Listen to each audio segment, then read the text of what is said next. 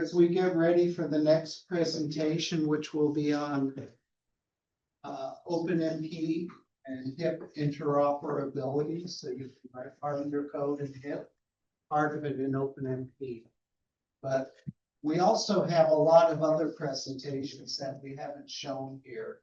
And we can send those to you and you can add them to the ones we've already posted. In particular, we just had a question about AI, how to run AI and Python on the system. And we just finished a lot of presentations on that. There's other topics that we just don't have time for, matrix cores, affinity. And so please email Giacomo or myself and we'll get you any information on a topic that we may not have covered. And there are cards here if you want to post that next to your computer terminal to ask questions. One of the reasons we're doing this workshop is so you know who to ask questions when you run into issues. With that, I'm going to turn it over to Giacomo, and he's going to go ahead and get into the HIP and OpenMP interoperability. Thank you, Bob. And in the meantime, I added 2 people that were not in the cluster. So hopefully now everyone is there. Okay. Is the screen coming through? Yeah. Okay. Thanks, Bob, for the introduction. So on to the next topic. So there's a lot you can do with HIP and OpenMP alone, but you can actually combine them. And in fact, OpenMP supports calling a low-level HIP kernel from an application code that's based on OpenMP. You can call the HIP and ROCAM libraries, such as, for instance, ROC+ and ROC-FFT, or you can do it the other way around, where you have a HIP-based code from which you're running, you're calling an OpenMP kernel.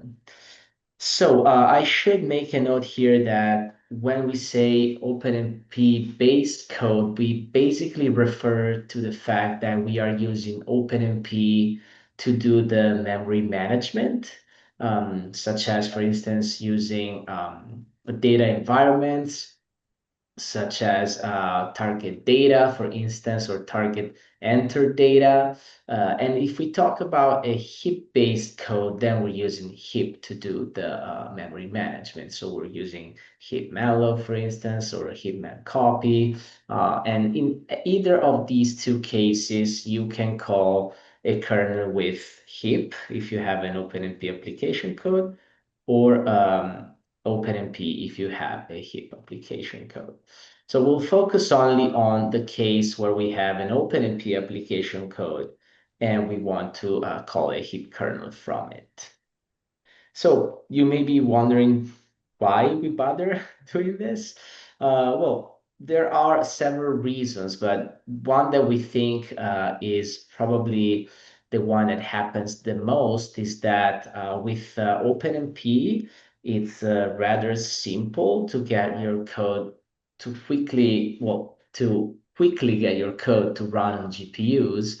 And most people may already be familiar with OpenMP from, for example, CPU programming.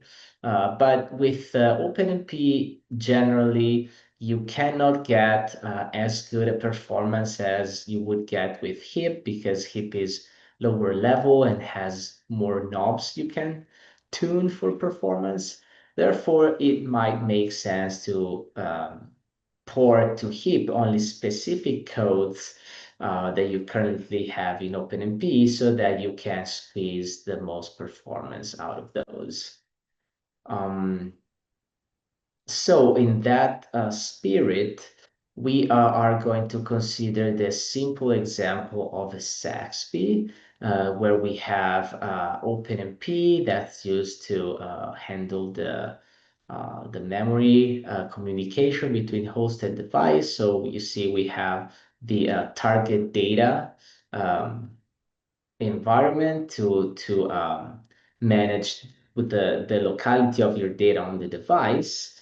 And then we have this SAXP kernel here, which is the one that we want to port to HIP.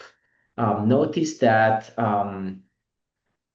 we have these two functions here, compute1 and compute2, that run on the CPU, but they modify X and Y. And so before running our kernel here, SAXP, we actually call the pragma-OMP target update 2, so that the values of X and Y that have been modified on the host are actually mapped to the device before we call the kernel.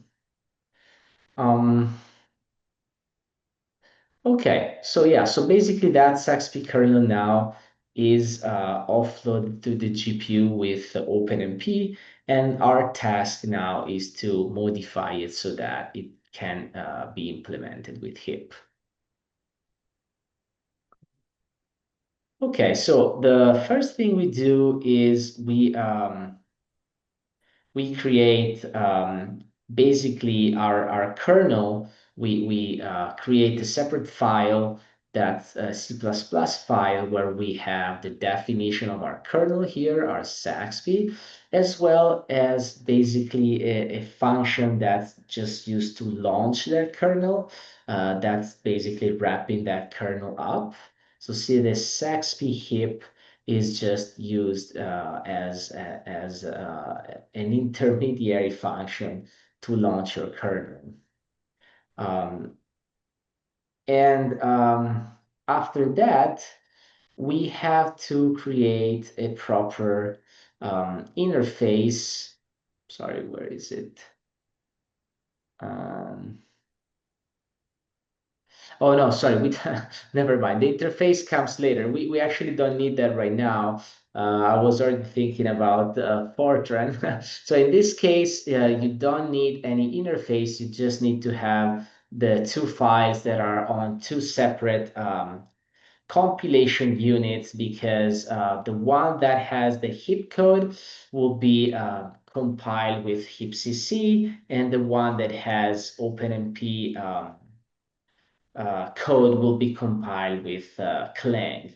And the reason for that is because HIPCC can actually compile OpenMP for CPU, for instance, and also some directives for the data environment, but it does not compile the OpenMP kernels that are offloaded to the GPU. So the offload part for OpenMP cannot be compiled by HIPCC, and Clang cannot compile the HIP kernels. So there is this situation here with the AMD compilers that requires you to have these two separate files that you compile with the different compilers. You also have to pay attention, to the fact that we know now that the HIP kernels need to be past the device pointers in general if you're working with a discrete GPU. And therefore, remember that we have started by saying that our code initially was OpenMP based. And therefore, before we call that SAXP HIP wrapper function, we make sure to include this pragma-OMP target data use device pointer, which basically is telling the compiler that we need to select specifically the X and Y that are on the device, and then we're gonna pass those to HIP. Because the beauty of OpenMP is that you don't have this duplicate pointers specifically as you would have with HIP, for instance. You've seen before we had H_A, for instance, for host, and D_A for device. However, then with OpenMP, you'll have to specify which one of the two you want to use, if it's host or device. And in this case, we're specifying device. This is just a makefile example. Sorry, I never remember how many animations there are. I usually have the PDFs that has all of them in one shot. So yeah, so see here that we have, oh, actually, yeah. So in this case, we have this make file in the repo where basically we are making a bit of a trick where we are including both codes in the same file, and we are delimiting those different pieces with this D device code. So basically, instead of having two separate files, you have one single file, one that's delimited by the device code, the HIP, and the OpenMP that has the host code. So this makefile here is a specific example where we did this trick of having actually both pieces of code in the same file. And then you're just turning one off and on, depending on what compiler you're using. Okay. Yeah, so we have talked about why we need to have these two separate files. And actually, yeah, this last paragraph on the slide is telling you where that example that combines them in a single file is located in the repo. So it's HIP OpenMP CXX DAXP. Yeah, so we have several other examples that you can look at. Actually, yeah, so here there's for instance, the original Saxby example that is all OpenMP, and then there's one that has the HIP kernel, which is one we were discussing now. And I think now in the repo, we also have an example that is a HIP-based code from which you call an OpenMP kernel. So I think that example is also available on the repo, even if we didn't discuss it in this presentation. So now it's worth discussing how the situation changes with the APU. And in fact, with the APU, it becomes a lot simpler because remember that the distinction that we made was that OpenMP base code would do the data management with OpenMP, HIP based code would do it with HIP. But with the APU, you actually don't have to do the data management. And therefore, when you scratch off those lines of code from either one of the two versions, they end up being actually very, very similar. And in fact, here you see we are removing the target data, target update, and then we're just passing the host pointers to the HIP kernel. And the APU example is there in our repo as well. So before I move on to the Fortran case, I think I should tell you to be a little careful, and this will be discussed in detail in the MPI presentation. But with the APU, we have talked a lot about, the ability to pass host pointers to our GPU kernels. Yes, that makes porting really easy, but you have to be careful whenever you want to use MPI and specifically GPU-aware MPI. Well, in that case, you actually should pass the device pointers to the MPI API. Therefore, we kind of touched upon this briefly, but in general, if you have a code that's already ported to the APU, it's probably a good idea to use HIP-malloc the most, so that you also leverage the GPU-aware MPI. If you are beginning to port, then malloc is also okay, but then be mindful of this GPU-aware MPI caveat. Okay, so I promised you before that I was gonna show you an interface between HIP and Fortran, and I said it was gonna be tomorrow. It's actually right now, so we can see it right now. So remember that before I was talking about HIP Fort and how it provides the interface for some of the most popular ROCm libraries, such as ROCblast or ROCFFT. In this case, we are assuming that we want to have some custom kernel. In this case, well, we're still considering something from Rock Blast, but let's assume that that would be just your custom kernel. This is how you would do it. So you have your main program, that's your Fortran program, but then you need to create this external file in C++, well, in C++ or in general HIP, where once again you have your wrapper function, this OMP dgem, that calls your Rock Blast dgem. So you've seen something similar before when we were doing the wrapper function to call the HIP kernel. This is basically the same idea. So we have this OMP dgem that's calling the Rock Blast kernel, which is basically a HIP kernel. But then, since now we want to use this in Fortran, we have to create this Fortran interface here, so that we can call this wrapper function from Fortran OMP dgem that instead calls the actual Rock Blast routine. And basically, what HIP4 does for you is it already provides the interfaces, so you don't have to do it yourself. Here you would just use HIP4 and the HIP4 related modules instead of just building it yourself. And then you'll have to do the ISO-C binding as well.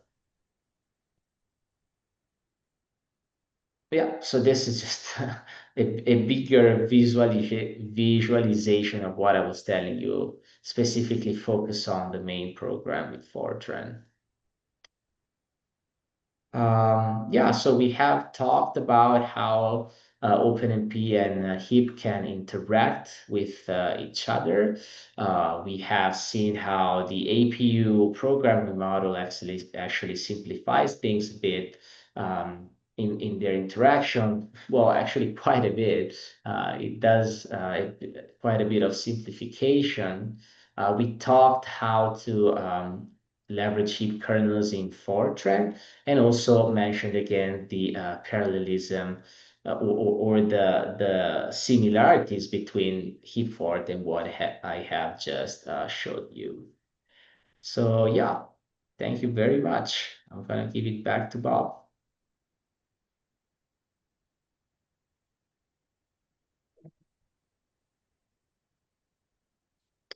Are there any questions about this presentation or any of the other ones I gave today?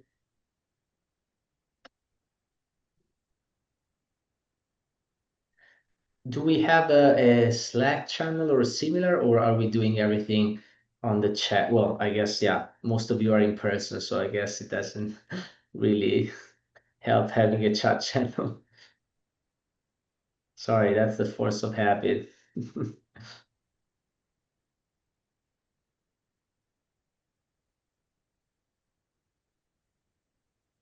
Okay, so I don't see any questions in the chat. Quick question. How do you again separate if you decide to put the HIP code and the OpenMP code in one file? How do you separate that again within the one file? We use, so Underscore device code thing? yeah, we use a define, if define, Okay. and then copy it over for the other compiler to compile. Okay. And this is mostly if you have NVIDIA code where you can mix them. Yeah. Because AMD, we cannot mix them. Okay. So do you need to do for device code and host code separately if defined, or just device code? We put an if Device code. Around each of them, yes. Around each of them, okay. Yeah. And then when you compile one, you define device code, and the other one you define OpenMP. Okay.